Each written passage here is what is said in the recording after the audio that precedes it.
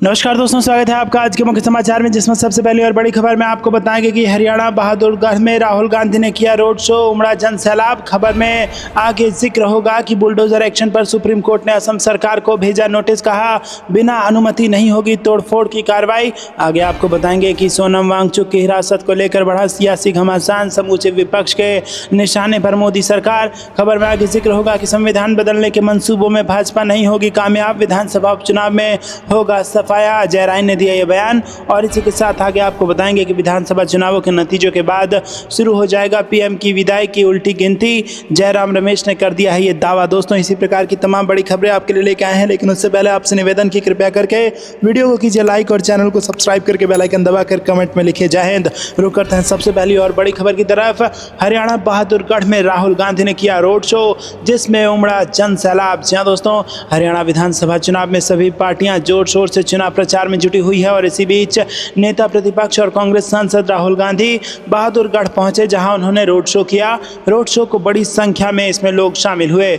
और दोस्तों, इसी के साथ आपको बता दें कि लोकसभा में विपक्ष के नेता और कांग्रेस सांसद राहुल गांधी ने कहा कि जब हम सत्ता में आएंगे तो एलपीजी गैस सिलेंडर जो अभी 1200 रुपये में बेचा जा रहा है, वो 500 रुपये में प्रति सिलेंडर उपलब्ध होगा। हर महीने महिलाओं को 2000 रुपये दिए जाएंगे। हरियाणा के सोनीपत में एक चुनावी रैली को संबोधित करते हुए राहुल गांधी ने कहा कि मुझे रास्ते में एक व्यक्ति ने बताया कि मैं एक छोटा बिजनेस चलाता हूं, लेकिन हरियाणा सरकार और नरेंद्र मोदी ने मुझे बर्बाद कर दिया। नरेंद्र मोदी ने नोटबंदी और गलत जीएसटी लागू की और बैंक के दरवाजे बंद कर दिए। ये सिर्फ अडानी अंबानी को फायदा पहुंचाना चाहते हैं। राहुल गांधी ने कहा कि पूरा देश जानता है कि बीजेपी सरकार 2-3 अरबपतियों की मदद करने के लिए चलाई जा रही है। और उन्होंने कहा कि हरियाणा के लोग सेना में जाते थे, लेकिन नरेंद्र मोदी ने अग्निवीर योजना लाकर इस रास्ते को भी बंद कर दिया है। अग्निवीर योजना हिंदुस्तान के जवानों से पेंशन, कैंटीन और शहीद का दर्जा चोरी करने का तरीका है। रुक करते हैं अगली ब्रेकिंग न्यूज़ की तरफ। बुलडोजर एक्शन पर सुप्रीम कोर्ट ने असम सरकार को भेजा नोटिस, कहा बिना अनुमति नहीं होगी तोड़फोड़ की कार्रवाई। जी हां दोस्तों, सुप्रीम कोर्ट ने शीर्ष अदालत के उस आदेश के कथित उल्लंघन के लिए अवमानना कार्रवाई शुरू करने के अनुरोध वाली याचिका पर असम सरकार और अन्य से जवाब मांगा है, जिसमें कहा गया था कि उसकी अनुमति के बिना देश में तोड़फोड़ की कार्रवाई नहीं होगी। न्यायमूर्ति बी.आर. गवई और न्यायमूर्ति के.वी. विश्वनाथन की पीठ ने संबंधित पक्षों से मामले में यथास्थिति बनाए रखने को भी कहा है।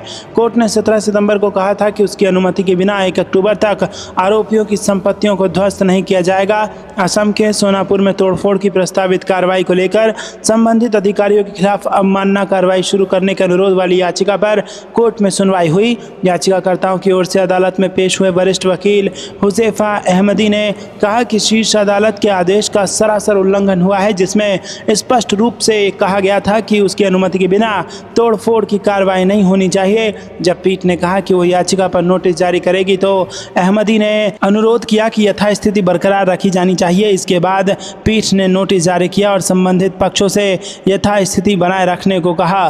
कोर्ट में दाखिल कई याचिकाओं में आरोप लगाया गया है कि कई राज्यों में अपराध के आरोपियों की संपत्तियों को ध्वस्त किया जा रहा है। कोर्ट ने 17 सितंबर को इन याचिकाओं पर सुनवाई करते हुए कहा था कि अवैध तोड़फोड़ का एक भी मामला संविधान की भावना के खिलाफ है। पीठ ने कहा था कि सुनवाई की अगली तारीख तक हम निर्देश देते हैं कि इस अदालत की अनुमति के बिना देश भर में कहीं भी तोड़फोड़ की कार्रवाई नहीं की जाएगी।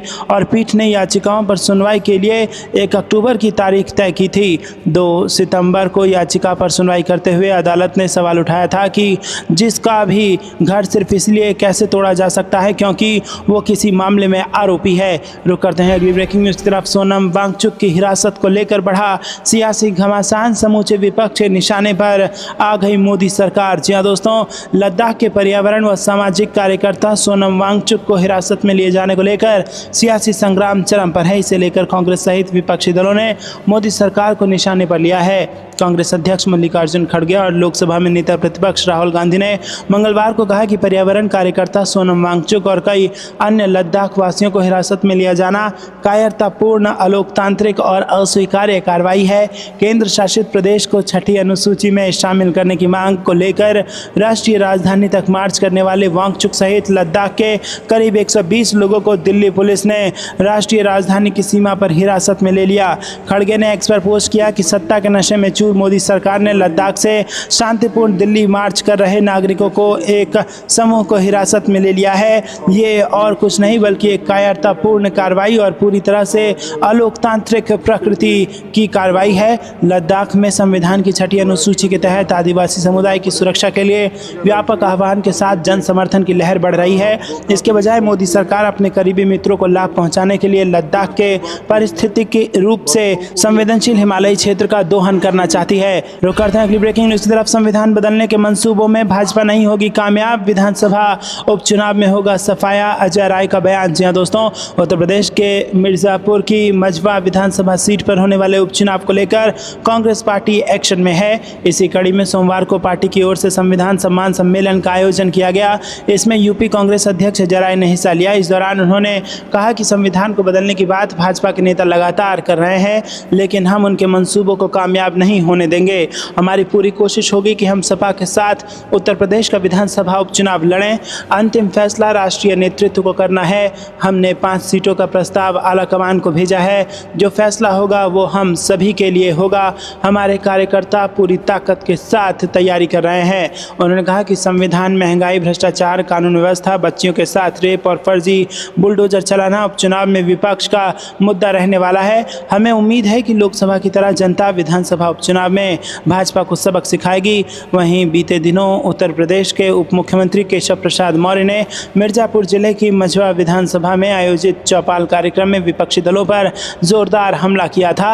उन्होंने कहा कि मझवा विधानसभा में होने वाले उपचुनाव में विभिन्न राजनीतिक दल आएंगे जिनकी राजनीतिक जातिवाद, तुष्टीकरण और परिवारवाद पर आधारित है। रुक करते हैं अगली ब्रेकिंग न्यूज की तरफ। विधानसभा चुनावों के नतीजों के बाद शुरू हो जाएगा पीएम की विदाई की उल्टी गिनती, जयराम रमेश ने किया ये बड़ा दावा। जी हाँ दोस्तों, कांग्रेस महासचिव जयराम रमेश ने सोमवार को हरियाणा और जम्मू कश्मीर में विधानसभा चुनाव में अपने दल को निर्णायक जनादेश मिलने की उम्मीद जताई और दावा किया कि इस साल के विधानसभा चुनाव के नतीजों के बाद प्रधानमंत्री नरेंद्र मोदी की सत्ता से विदाई की उल्टी गिनती शुरू हो जाएगी। रमेश ने पीटीआई भाषा के साथ विशेष बातचीत में यह आरोप भी लगाया कि भारतीय जनता पार्टी हरियाणा और जम्मू कश्मीर विधानसभा चुनाव में भी ध्रुवीकरण का सहारा ले रही है, लेकिन जनता उसे वही सबक सिखाएगी जो इस साल लोकसभा चुनाव में सिखाया था। उन्होंने कहा कि 8 अक्टूबर को हरियाणा और जम्मू कश्मीर के नतीजे आएंगे। 4 जून 2024 को प्रधानमंत्री को पहला धक्का लगा था, 8 अक्टूबर को दूसरा धक्का लगेगा, तीसरा धक्का महाराष्ट्र और झारखंड के विधानसभा चुनाव में लगेगा। उन्होंने उम्मीद जताई कि हरियाणा में कांग्रेस को और जम्मू कश्मीर में उसके गठबंधन को निर्णायक जनादेश मिलेगा। रुक करते हैं अगली ब्रेकिंग न्यूज की तरफ। मोदी सरकार की ताकत घटी, 9 राज्यों के चुनाव परिणाम होंगे अहम। चर्चा में प्रशांत किशोर का नया बयान। जी हाँ दोस्तों, प्रशांत किशोर ने मंगलवार को एक बड़ा बयान दिया और कहा कि ये साफ है कि मोदी और एनडीए सरकार की लोकप्रियता और ताकत कम हुई है। आने वाले 9 राज्यों के विधानसभा चुनावों के परिणाम सरकार की आगे की दिशा और दशा तय करेंगे। अगर इन राज्यों के चुनाव परिणाम भाजपा के खिलाफ जाते हैं तो निश्चित तौर पर उसकी ताकत कम होगी। बिहार में भाजपा के पास कोई चेहरा नहीं है। प्रशांत किशोर ने कहा कि इतना निश्चित है कि मोदी और सरकार की लोकप्रियता व ताकत कम हुई है। आगे की दिशा दशा आने वाले 2-2.5 साल में 9 राज्यों में होने वाले चुनावों के परिणाम से तय होगी। अगर नतीजे बीजेपी के खिलाफ आए तो सरकार की स्थिरता पर सवाल जरूर उठेंगे। अगर बीजेपी इन राज्यों में अच्छा प्रदर्शन करती है तो उसकी ताकत बनी रहेगी। बता दें कि जम्मू कश्मीर, दिल्ली, हरियाणा, असम, पश्चिम बंगाल, झारखंड, महाराष्ट्र, बिहार और तमिलनाडु में आने वाले 2.5 साल के अंदर विधानसभा के चुनाव होंगे। प्रशांत किशोर ने कहा कि बिहार में भाजपा का ना कोई चेहरा है, ना कोई प्रयास है और ना ही उनकी कोई बात कर रहा है। भाजपा ने अपना नेतृत्व नीतीश कुमार के हवाले कर दिया है। भाजपा का एक कार्यकर्ता मान रहा है कि नीतीश कुमार के नाम पर लड़कर चुनाव जीत नहीं सकते। रुक करते हैं अगली ब्रेकिंग न्यूज की तरफ। सत्ता विरोधी लहर, हार का डर, हरियाणा में बीजेपी के पोस्टरों से क्यों गायब हुए पूर्व सीएम मनोहर लाल खट्टर। जी हाँ दोस्तों, हरियाणा चुनाव के प्रचार में अब 2 ही दिन रह गए हैं। एक तरफ बीजेपी ने तीसरी बार सत्ता में वापसी के लिए प्रचार में पूरी ताकत झोंक दी है, तो वहीं दूसरी ओर आखिरी दिनों में राहुल गांधी और प्रियंका गांधी हरियाणा संकल्प यात्रा के जरिए कांग्रेस की वापसी सुनिश्चित करने में जुटे हैं। इस बीच बीजेपी के पोस्टर की चारों ओर चर्चा हो रही है। हरियाणा में 10 में से 9 साल तक हरियाणा सरकार के चेहरे रहे मनोहर लाल खट्टर इन दिनों बीजेपी के पोस्टर से पूरी तरह गायब है। ऐसे में सवाल सवाल यह है कि खट्टर बीजेपी के स्टार प्रचारक तो हैं लेकिन पोस्टर से गायब है। रुक करते हैं अगली ब्रेकिंग न्यूज़ की तरफ। भाजपा सरकार ने छीने सरपंचों के अधिकार, सरपंच संघ के आंदोलन के समर्थन में उतरे दिग्विजय सिंह। जी हाँ दोस्तों, आपको बता दें कि मध्य प्रदेश के पूर्व मुख्यमंत्री व राज्यसभा सांसद दिग्विजय सिंह ने राष्ट्रीय सरपंच संघ की मांगों का समर्थन किया है। सिंह 2 अक्टूबर को राष्ट्रीय सरपंच संघ की मध्य प्रदेश इकाई द्वारा किए जा रहे प्रदेश व्यापी प्रदर्शन के समर्थन में सागर जिले की बीना तहसील की ग्राम पंचायत सतोरिया में पंचायत प्रतिनिधियों एवं स्थानीय जनों के साथ अधिकारियों को ज्ञापन सौंपेंगे। सिंह ने कांग्रेस कार्यकर्ताओं से भी आह्वान किया है कि वो भी अपनी निकटतम ग्राम पंचायत में 2 अक्टूबर को गांधी जयंती के दिन राष्ट्रीय सरपंच संघ के प्रदर्शन में शामिल होकर पंचायती राज को मजबूत करने में अपना योगदान दें। तो दोस्तों, आपको क्या कुछ लगता है कमेंट में जरूर बताइएगा। वीडियो को लाइक नहीं किया तो लाइक जरूर कीजिएगा। रुक करते हैं अगली ब्रेकिंग न्यूज़ की तरफ। हरियाणा और जम्मू कश्मीर में बनेगी कांग्रेस की सरकार, चुनाव परिणाम से पहले जयराम रमेश ने कर दिया बड़ा दावा। जी हाँ दोस्तों, जम्मू कश्मीर और हरियाणा में होने वाले विधानसभा चुनावों को लेकर कांग्रेस सांसद जयराम रमेश ने बड़ा दावा किया है। कांग्रेस महासचिव जयराम रमेश ने कहा कि पार्टी विधानसभा चुनाव समाप्त होने के बाद हरियाणा के साथ साथ जम्मू कश्मीर में भी सरकार बनाने को लेकर आश्वस्त है। दोस्तों, एक इंटरव्यू में राज्यसभा सांसद ने सैनिकों, किसानों और पहलवानों के मुद्दों पर खुलकर बात की। कांग्रेस नेता जयराम रमेश ने कहा कि ये साफ है कि हरियाणा में कांग्रेस की सरकार बन रही है और ये भाजपा के खिलाफ बड़ा तूफान है। हरियाणा में मुद्दे हैं जय जवान, जय किसान, जय पहलवान। राज्य की पिछली सरकार में जवानों और किसानों के साथ अन्याय हुआ है और पहलवानों के साथ भेदभाव किया गया है, इसीलिए यह हरियाणा के लिए हमारा नारा है। जयराम रमेश ने किसानों के विरोध प्रदर्शन का हवाला देते हुए न्यूनतम समर्थन मूल्य की कानूनी गारंटी की मांग पर जोर दिया। उन्होंने ऋण माफी और 50% आरक्षण सीमा को हटाने के लिए पार्टी की प्रतिबद्धता का भी उल्लेख किया और भारतीय संविधान के अनुसार केंद्र सरकार जातीय जनगणना कराने के महत्व के बारे में भी बात की। उन्होंने कहा कि जब एमएसपी की बात आती है तो हम एमएसपी पर कानूनी गारंटी मांगते हैं और ये किसानों की भी मांग है। उन्होंने 3 साल तक चले अपने विरोध प्रदर्शन में इसकी मांग की थी, जिसमें 700 किसान शहीद हो गए थे, लेकिन प्रधानमंत्री ने अपनी चुप्पी नहीं तोड़ी। उन्हें 3 काले कानून वापस लेने पड़े। हमारा मुद्दा केवल एमएसपी की कानूनी गारंटी नहीं है बल्कि कर्ज माफ़ी की भी गारंटी है। जयराम रमेश ने कहा कि हमने कहा था कि अगर सत्ता में आए तो कांग्रेस 50% आरक्षण की सीमा हटा देगी। हम जनगणना की भी बात कर रहे हैं। भारतीय संविधान के अनुसार जनगणना कराना केंद्र का कर्तव्य है। ये हमारे असली मुद्दे हैं। रुक करते हैं अगली ब्रेकिंग न्यूज़ की तरफ। हरियाणा में कुलदीप बिश्नोई की सभा में खाली दिखी कुर्सियां तो कांग्रेस ने कसा तंज, कहा भव्य स्वागत। जी हाँ दोस्तों, हरियाणा से बीजेपी के पूर्व सांसद कुलदीप बिश्नोई का एक वीडियो वायरल हो रहा है, जिसमें यहाँ पर कांग्रेस उनकी चुटकी लेते दिख रही है। दरअसल वीडियो में देखा जा सकता है कि बीजेपी नेता कुलदीप बिश्नोई के स्वागत में उन्हें माला पहनाई गई और फिर उन्होंने कार्यकर्ताओं के साथ में फोटो खिंचवाई। हालांकि उनके सामने जो कुर्सियां रखी गई वो खाली पड़ी हैं। ये वीडियो कांग्रेस की ओर से पोस्ट किया गया और कैप्शन में लिखा गया भव्य स्वागत, आदमपुर के आ गए रुझान। दरअसल हरियाणा कांग्रेस के आधिकारिक एक्स अकाउंट से कुलदीप बिश्नोई का एक ट्वीट शेयर किया गया, जिसमें लिखा गया था कि भव्य स्वागत, आदमपुर के रुझान। दिख रहा है कि हरियाणा का परिणाम। इस पोस्ट के जरिए कांग्रेस ने तंज कसा कि खाली कुर्सियों ने बता दिया है कि आदमपुर में बीजेपी के लिए चुनाव परिणाम क्या होने वाला है। रुक करते हैं अगली ब्रेकिंग न्यूज़ की तरफ। मल्लिकार्जुन खड़गे का अमित शाह पर हमला, कहा गृह मंत्री को मणिपुर, जाति जनगणना जैसे मुद्दों पर ध्यान देना चाहिए। जी हाँ दोस्तों, कांग्रेस अध्यक्ष मल्लिकार्जुन खड़गे ने सोमवार को कहा कि केंद्रीय मंत्री अमित शाह को मणिपुर, जनगणना और जातीय जनगणना जैसे गंभीर मुद्दों पर ध्यान देना चाहिए। खड़गे ने अमित शाह पर हमला बोलते हुए एक्स पर पोस्ट किया।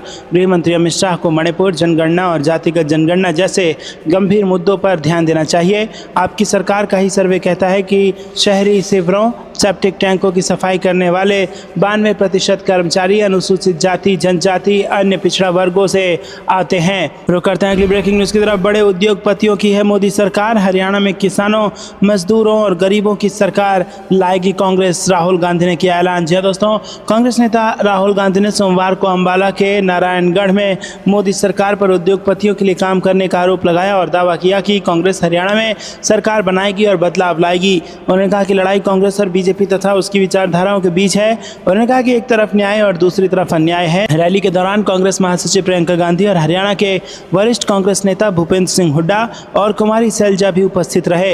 एक रैली को संबोधित करते हुए कांग्रेस के पूर्व अध्यक्ष राहुल गांधी ने कहा कि लड़ाई कांग्रेस और बीजेपी तथा उनकी विचारधाराओं के बीच है। एक तरफ न्याय है और दूसरी तरफ अन्याय है। बीजेपी सरकार पर निशाना साधते हुए राहुल गांधी ने कहा कि इस सरकार बड़े उद्योगपतियों की है। उन्होंने कहा कि जैसे सुनामी आती है वैसे ही गौतम अडानी के बैंक खाते में पैसे आते रहते हैं, जबकि आम आदमी संघर्ष करता रहता है। उन्होंने कहा कि हरियाणा में हमें ऐसी सरकार नहीं चाहिए, बल्कि किसानों, मजदूरों और गरीबों की सरकार चाहिए। अमेरिका की अपनी हालिया यात्रा का जिक्र करते हुए कांग्रेस के पूर्व अध्यक्ष ने कहा कि उन्होंने वहां हरियाणा के कुछ प्रवासियों से मुलाकात की जो बेहतर भविष्य की तलाश में वहां गए थे, क्योंकि उन्हें अपने गृह राज्य में रोजगार के अवसर नहीं मिल पा रहे थे। कांग्रेस नेता ने कहा कि यह देखना महत्वपूर्ण है कि कितना पैसा गरीब और आम लोगों की जेब में आ रहा है और कितना पैसा बाहर जा रहा है। आपको ये पूछना होगा कि क्या आपकी जेब से अधिक पैसा जा रहा है या आपकी जेब में अधिक पैसा आ रहा है। उन्होंने दावा किया कि अडानी जी के बारे में सोचिए, वो सुबह उठते हैं, खेत में काम नहीं करते, हल नहीं चलाते, छोटा मोटा धंधा नहीं करते, बढ़िया खाना खाते हैं, आलीशान घर में रहते हैं और 24 घंटे उनके बैंक खाते में पैसे आते रहते हैं बिना रुके। जैसे सुनामी आती है वैसे ही उनके बैंक खाते में पैसे आते रहते हैं। उन्होंने कहा जबकि आम आदमी के लोगों के बैंक खातों में पैसा तूफान की तरह बाहर जा रहा है। राहुल गांधी ने दावा किया कि कांग्रेस किसानों, गरीबों और मजदूरों के हितों की रक्षा करती है, जबकि बीजेपी बड़े उद्योगपतियों को लाभ पहुंचाती है। उन्होंने कहा कि बीजेपी सरकार कहती है कि किसानों के फायदे के लिए कानून बनाए गए हैं। उन्होंने कहा कि अगर किसानों के लिए कानून बनाए गए हैं तो देश में किसान सड़कों पर क्यों है, क्योंकि किसान जानता है कि एक और तरीके से उनकी जेब से पैसा निकाला जाएगा। रुक करते हैं अगली ब्रेकिंग न्यूज़ की तरफ। बुलडोजर कार्रवाई पर सुप्रीम कोर्ट ने असम सरकार को भेजा नोटिस, कहा यथास्थिति बनाए रखें। जी हाँ दोस्तों, बुलडोजर कार्रवाई पर एक बार फिर सुप्रीम कोर्ट ने सख्त रुख अपनाया है। असम के सोनापुर में बुलडोजर कार्रवाई के खिलाफ अवमानना याचिका पर सुनवाई करते हुए सुप्रीम कोर्ट ने नोटिस जारी किया है। अब इस मामले में 3 हफ्ते बाद अगली सुनवाई होगी। कोर्ट ने फिलहाल यथास्थिति बनाए रखने को कहा है। असम सरकार ने आदिवासी जमीन पर अवैध अतिक्रमण बताते हुए बुलडोजर कार्रवाई की है। इसके बाद फारूक अहमद समेत 48 याचिकाकर्ता इसे सुप्रीम कोर्ट के आदेश का उल्लंघन बताते हुए कोर्ट में याचिका दायर की। 17 सितंबर को सुप्रीम कोर्ट ने देश भर में बुलडोजर एक्शन फिलहाल रोकने का आदेश दिया था। रुक करते हैं अगली ब्रेकिंग न्यूज़ की तरफ। गद्दारों को 50 खोखे और महिलाओं के लिए बस 150, मोदी के 15 लाख क्यों नहीं, उद्धव ठाकरे का सवाल। जी हाँ दोस्तों, आपको बता दें कि महाराष्ट्र में विधानसभा चुनाव को लेकर राजनीतिक सरगर्मी तेज हो गई है। चुनाव के ऐलान से पहले एकनाथ शिंदे सरकार ने महाराष्ट्र लाडली बहन योजना की एक और किस्त जारी कर दी है। एक तरफ जहां शिंदे सरकार राज्य में लाडली बहन योजना की तारीफ कर रही है, तो वहीं दूसरी तरफ विपक्ष इस योजना की आलोचना कर रहा है। शिवसेना यूबीटी गुट के प्रमुख उद्धव ठाकरे ने भी सीधे तौर पर शिवसेना के मुख्यमंत्री पर निशाना साधते हुए हमला बोला है। उद्धव ठाकरे ने कहा कि राज्य के दौरे के दौरान मेरी मुलाकात एक महिला से हुई और मैंने उनसे पूछा कि कैसे चल रहा है। अब तो उन्हें सीधे 1500 प्रति महीने मिलते हैं। इस पर महिला ने कहा कि गद्दारों को 50 खोखे और हमें सिर्फ 1500 रुपये क्यों। नागपुर में उद्धव ठाकरे ने बताया कि महिला ने ऐसी प्रतिक्रिया दी है। उद्धव ठाकरे ने आगे कहा कि पीएम नरेंद्र मोदी ने 2014 के लोकसभा चुनाव में सभी को 15 लाख देने का वादा किया था। उस वादे का आज तक कुछ नहीं हुआ। पूर्वी महाराष्ट्र के रामटेक शहर में छत्रपति शिवाजी महाराज की एक आदमकद प्रतिमा का उद्धव ठाकरे ने अनावरण किया। अपने भाषण के दौरान उद्धव ठाकरे ने अमित शाह की भी आलोचना की। अमित शाह के नागपुर दौरे पर उद्धव ठाकरे ने टिप्पणी की।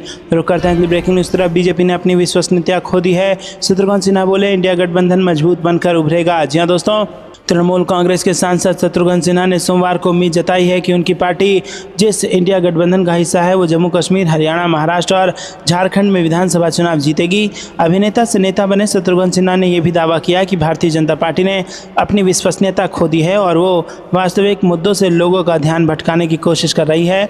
भाजपा ने अपनी विश्वसनीयता खो दी है। सिन्हा ने कुछ साल पहले भाजपा से अपना 3 दशक पुराना नाता तोड़ लिया था। सिन्हा ने संवाददाताओं से कहा कि भाजपा ने अपनी विश्वसनीयता खो दी है और इसके नेता इस बात से वाकिफ हैं, भले ही वो इसे स्वीकार ना करें। रुक करते हैं अगली ब्रेकिंग न्यूज़ की तरफ। हरियाणा में बीजेपी ने 8 नेताओं को किया सस्पेंड। पूर्व मंत्री रणजीत चौटाला पर भी गिरी गाज। जी हाँ दोस्तों, हरियाणा में विधानसभा चुनाव के बीच भारतीय जनता पार्टी ने 8 नेताओं को पार्टी से निकाल दिया है, जिसमें पूर्व मंत्री रणजीत चौटाला और पूर्व विधायक देवेंद्र कादियान का नाम भी शामिल है। इन सभी नेताओं पर पार्टी से बगावत कर पार्टी के उम्मीदवारों के खिलाफ चुनाव लड़ने की अनुशासनहीनता के बाद कार्रवाई की गई है। 8 बागी नेताओं पर कार्रवाई के बारे में जानकारी देते हुए हरियाणा बीजेपी के प्रदेश अध्यक्ष मोहन लाल बड़ौली ने निर्दलीय प्रत्याशी के तौर पर विधानसभा चुनाव लड़ रहे पार्टी के कार्यकर्ताओं को तुरंत प्रभाव से पार्टी से 6 साल के लिए निष्कासित कर दिया है। पार्टी द्वारा निष्कासित किए जाने वाले नेताओं में लाडवा से संदीप गर्ग, असंध से जिलेराम शर्मा और गन्नौर से देवेंद्र कादियान समेत कई सारे शामिल हैं। दोस्तों, मुख्यमंत्री नायब सैनी की कैबिनेट में ऊर्जा मंत्री रहे रणजीत सिंह चौटाला पार्टी से टिकट उनका काट दिया गया था। इसके बाद उन्होंने रनिया से निर्दलीय चुनाव लड़ने का ऐलान किया था। रुक करते हैं अगली ब्रेकिंग न्यूज़ की तरफ। जम्मू कश्मीर प्रशासन पर कांग्रेस का आरोप ये बड़ा सामने आ रहा है। जी हाँ दोस्तों, कांग्रेस ने शनिवार को जम्मू कश्मीर प्रशासन पर आरोप लगाया कि उसने प्रियंका गांधी के हेलीकॉप्टर को कठुआ जिले के बिलावर निर्वाचन क्षेत्र में लैंड करने में मदद नहीं की और उनके प्रचार को बाधित करने की कोशिश की है। दरअसल प्रियंका गांधी को जम्मू क्षेत्र के बिलावर और बिश्ना निर्वाचन क्षेत्रों में रैलियों को संबोधित करना था, लेकिन उनका हेलीकॉप्टर वहां लैंड नहीं कर सका। इससे वो पार्टी के उम्मीदवार और पूर्व मंत्री डॉक्टर मनोहर लाल के लिए समर्थन मांगने में असमर्थ रही। उधर विपक्ष नेता राहुल गांधी भी चंब और रामगढ़ निर्वाचन क्षेत्रों में रैलियों को संबोधित करने के लिए निर्धारित थे, लेकिन शुक्रवार को उनके हेलीकॉप्टर में तकनीकी समस्या आ गई। जम्मू कश्मीर कांग्रेस समिति के मुख्य प्रवक्ता रविंदर शर्मा ने संवाददाताओं से कहा कि हम प्रशासन से इसको लेकर स्पष्टीकरण मांगते हैं। प्रियंका गांधी की बिलावर रैली को शर्मनाक तरीके से प्रशासन द्वारा बाधित किया गया है। उन्होंने इस घटना की जांच की मांग की और चुनाव आयोग से भी इस मामले की जाँच करने का आग्रह किया। वहीं बिश्नाह में रैली को संबोधित करते हुए प्रियंका गांधी ने बीजेपी पर निशाना साधा। उन्होंने कहा कि पिछले 10 वर्षों में भाजपा ने इस क्षेत्र को संकट में धकेल दिया है। प्रियंका गांधी ने कहा कि कांग्रेस कश्मीरियों की गरिमा और सम्मान को बहाल करेगी। उन्होंने जम्मू कश्मीर को राज्य का दर्जा बहाल करने और 150 साल पुरानी दरबार मूव प्रथा को फिर से शुरू करने का वादा किया है।